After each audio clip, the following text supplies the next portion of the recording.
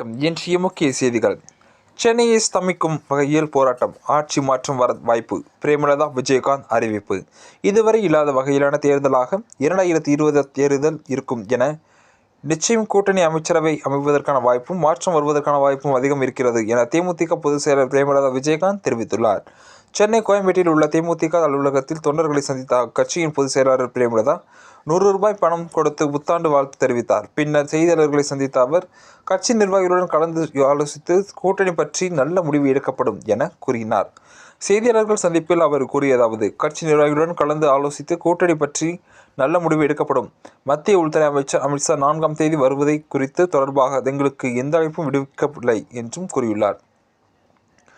தமிழ்நாடு முதலமைச்சர் மு.க. ஸ்டாலின் போதை கலாச்சாரத்திற்கு எதிராக நடவடிக்கை எடுக்க வேண்டும். 2 நாட்களாக சென்னை மாநகராட்சி ஸ்தம்பிக்கும் வகையில் செவிலியர்கள், இடைநிலை ஆசிரியர்கள், தூய்மை பணியாளர்கள் என பல்வேறு ஆர்ப்பாட்டங்கள் நடந்து வருகிறது. அவர்களின் நியாயமான கோரிக்கையை பரிசீலனை செய்து தமிழ்நாடு அரசு நிறைவேற்றப்பட வேண்டும். மாற்றம் ஒன்றே மாறாது என விஜயகாந்த் சொல்வார். ஏற்கனவே ஒரு மாற்றம் வந்து தமிழ்நாடு மக்களுக்கு நல்லது நடந்தால் நிச்சயம் அதனை நாங்கள் வரவேற்போம்.